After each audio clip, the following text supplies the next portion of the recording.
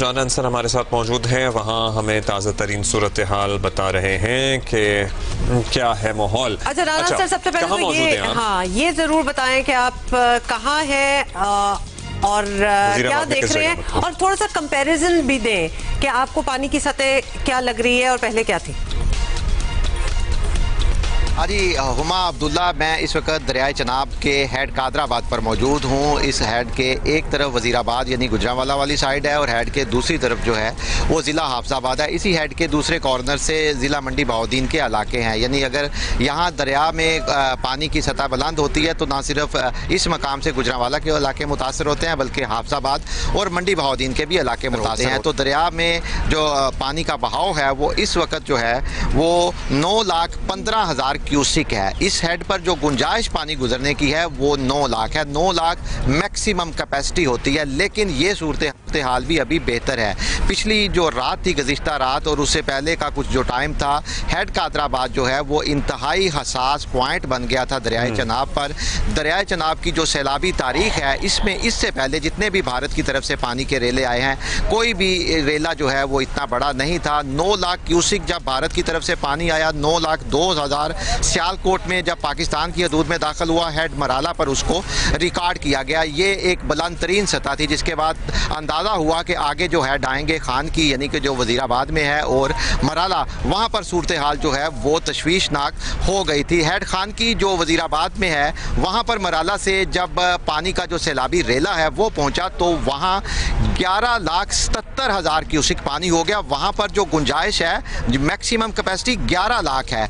तो उस वक्त भी वहाँ तैयारी कर ली गई कि किसी भी वक्त अगर पानी का दबाव मैक्सिमम लेवल तक चला जाता है तो दरिया में शगाफ डालेंगे, बारूदी सुरंग बिछा दी गई। तो मतलब इस तरह की सूरत हाल थी। वहाँ से पानी जो है 11,77,000 हेड खान की से गुजर कर यहाँ पहुँचा। मराला जो है वो पुराना बना हुआ है, तो यहाँ सूरत हाल ज़्यादा तशवीशनाक होगी क्योंकि जहाँ 9 लाख की कैपेसिटी है वहाँ 11,77 का सैलाबी रेला गुजरना था। तो फिर फौरी तौर पर इंतज़ामिया ने जो फैसला किया, वहाँ यहाँ दरिया में 2 किलोमीटर पीछे मंडी बहाउद्दीन वाली साइड पर दरिया का बंद तोड़ के शगाफ डाला गया, बल्कि दोनों इतराफ जो है वो शगाफ डाले गए। वहाँ से पानी जो है वो मैदानी इलाकों में करीबी देहात में दाखिल हुआ। ऐसी सूरत हाल में अब्दुल्ला आप अंदाज़ा लगा सकते हैं कि दरिया के किनारों से दरिया जब ओवरफ्लो होता है, पानी 4-4, 5-5 किलोमीटर जो हमने देखा है वजीराबाद की हदूद में जो इलाका है वो ऐसे लग रहा था ये सारा दरिया है। यानी दरिया जो अपने बेल्ट से बाहर आया हुआ था। तो देहात में पानी है,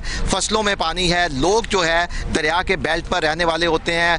हुकूमती इदारे, ज़िले इंतज़ामिया कोशिश करते रहे यहाँ से नकल मकानी करवा दी जाए, इनको यहाँ से शिफ्ट कर दिया जाए, लेकिन हमने देखा है कि ये दरिया पर रहने वाले जो होते हैं इनका अपना हमारे साथ ही रहेगा। आप बड़ी इंपॉर्टेंट इन्फॉर्मेशन पहुंचा रहे हैं कि किस तरह कादराबाद और दीगर जो हेड्स हैं हमारे, वहाँ पे बड़ी क्रिटिकल सिचुएशन बनी रही गुज़श्ता 24-48 घंटों में। अब कुछ बेहतर है मामला, लेकिन अभी हम बराह रास्त जाएंगे। सरदार सलीम हैदर, गवर्नर पंजाब बात कर रहे हैं मीडिया से। अगर chief minister, prime minister Islamabad से आ गए हैं तो फील्ड में हैं, आप उसको, ये तो नीतों की बात है ना, आप उसको फोटो सेशन की तरफ ले जाएं या रिलीफ ऑपरेशन की तरफ ले जाएं, कुछ ना कुछ तो हो रहा है। और अगर उधर जसरा के मकाम पे रिलीफ कैंप नहीं लगा, वहाँ पे काम नहीं हो रहा, तो अभी उस पर फ़ौरन इंशाल्लाह एक्शन लिया जाएगा। अभी उसके लिए जो है वो उसको चेक किया जाएगा और इंशाल्लाह सारे विजिट भी करेंगे और रिलीफ कैंप के लिए भी जो है वहाँ पे करेंगे। बताइएगा कि ये जो फ्लड आया है, इस तरह फ्लड की वजह से बहुत ज़्यादा तबाहकारियाँ भी देखने में आ रही हैं। इसका जो हल था हमारे पास वो था डैम बनाना खुसूस तौर पर। उसमें हम बहुत पीछे रह गए हैं और अभी तक हमारे पास ऐसा कोई डैम नहीं है कि हम भारत की जो ये जारियत है इसको कवर कर सकें और उस डैम से भी फ़ायदे उठा सकें। देखिए, बिल्कुल मैं आपसे एग्री करता हूँ और ये जो पानी है अभी हमारे लिए मुश्किल बनी हुई है, लेकिन ये अल्लाह का इनाम भी है। लेकिन मैं आपसे 101% एग्री करता हूँ। कोई इसमें मैं जो है वो ऐसी बात नहीं करूँगा, कुछ सियासी बात, ये हमारी नालायकी है। हैसियत कौम तमाम इदारों की, पॉलिटिकल लोगों की नालायकी है कि हमने आज तक वो डैम नहीं बना सके। अगर हम डैम्स बनाते इस फ्लडिंग से भी बच जाते और हाइडल से हमें सस्ती बिजली भी मिलती, हम IPPs के चक्रों में भी ना पड़ते, लोग बेचारे परेशानी में भी ना होते और खुशहाली और बेहतरी आती। चले अल्लाह का शुक्र है कि आप कुछ डैम्स शुरू हुए हैं। भाषा डैम जो है वो तेज़ी से चल रहा है और काफ़ी पूंजी डैम चल रहा है, छोटे छोटे डैम जो है काफ़ी, ममर डैम बन रहा है, बहुत सारे डैम्स हैं जिन पे काम शुरू हो गए। लेकिन इसके बावजूद मैं ज़ाती तौर पे समझता हूँ कि डैम्स के हवाले से इमरजेंसी नाफिज करनी चाहिए और हर साइड से बजट काट के ज़्यादा से ज़्यादा डैम्स बनाने चाहिए। आज अगर इंडिया ये हमें तकलीफ दे रहा है तो इंडिया ने पिछले थोड़े से टाइम में बहुत सारे डैम्स बनाए और उन्होंने अपने पानी को वेस्ट होने से बचाया। तो मेरे ख्याल में आपकी बात बिल्कुल 100% ठीक है और हुकूमतों को इसमें इमरजेंसी नाफिज करनी चाहिए और जितने डैम्स पाकिस्तान में बात करें मीडिया से और ज़ाहिर है डैम तो बनने चाहिए, वक्त की और डैम भी बनने चाहिए और रिजर्वॉयर्स भी बनने चाहिए और वो वेल्स जिनका हम जिक्र कर रहे हैं जो एक नई चीज है, वाटर वेल्स शहरों के लिए, हमारे यहाँ शहरों के लिए, वो भी पूरे मुल्क में बनने चाहिए। बिकॉज अब ये नई रियलिटी है हमारी, ये बारिशें जो हैं, आजमा साहिबा से भी उस वक्त हम बात कर रहे थे, एक्सपर्ट से भी हमारी बात होती है, ये हम पिछले कुछ सालों से ज्यादा होते हुए देख रहे हैं and it is only going to increase. तो अब इसको हमें समझना चाहिए, it shouldn't shock us anymore कि जब ये बहुत बारिश हो जाती है। इस सीजन में जो पानी की अबंडेंस है, मतलब जो हमारा सीजन होता है पानी की अबंडेंस का, और उसके बाद पानी की किल्लत जब होती है तो फिर ये हमारी अपनी नाअहली है, ये कुदरत का कसूर नहीं है, ये सिर्फ हमारी अपनी गलती है। और हम माशरती उलूम में बचपन से पढ़ते आए हैं ना कि दुनिया का बेहतरीन नहरी निज़ाम पाकिस्तान में मौजूद है।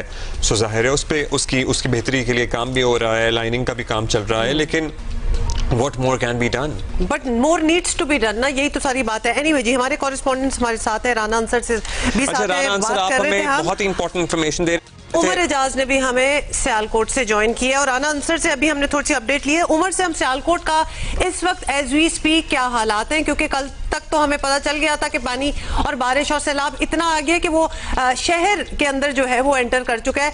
इस वक्त किधर है, मतलब आप क्या सिचुएशन देख रहे हैं? और बारिश का पानी क्या उतरा है शहरी इलाकों से? उमर हाँ जी बिल्कुल, सबसे पहले बात करेंगे शहर की। शहर में बारिश का पानी अभी तक मौजूद है। मैं इस वक्त शहर का एक पोश इलाका है, इस इलाके की आबादी कम से कम 1.5 लाख के करीब है। ये रंगपुरा है, यहाँ पर आप मेरे कम में देख सकते हैं अभी भी बारिश का पानी मौजूद है। यहाँ पर रात हमने जियो न्यूज़ ने इस इलाके की निशानदेही की और इंतजामिया को बावर करवाया कि इस इलाके में लोगों को मसाइल क्या है। जियो न्यूज़ की निशानदेही पर डिप्टी कमिश्नर ने नोटिस लिया, अभी भी डिप्टी कमिश्नर यहाँ पर पहुंची है, वासा का पूरा अमला पहुंच चुका है। डिप्टी कमिश्नर अभी अंदर गए हैं विजिट करने के लिए, क्योंकि अंदर जाना मुमकिन नहीं है, क्योंकि यहाँ पर गाड़ी जो भी अंदर जाती है बंद हो जाती है और यहाँ पर लोगों को जो है लोग घरों में मशहूर होकर रह चुके हैं। इसी तरह नेकापुरा का इलाका है, वो भी सेम सिचुएशन है वहाँ पर भी, क्योंकि नाला एक ने काफ़ी यहाँ पर तबाही मचाई है। इसके अलावा हम बात करें अगर दरिया चनाब की, तो दरिया चनाब में खासी कमी आई है पानी में। इस दरिया चनाब पानी की जो सतह है इस वक्त 1,70,000 क्यूसिक हो चुकी है।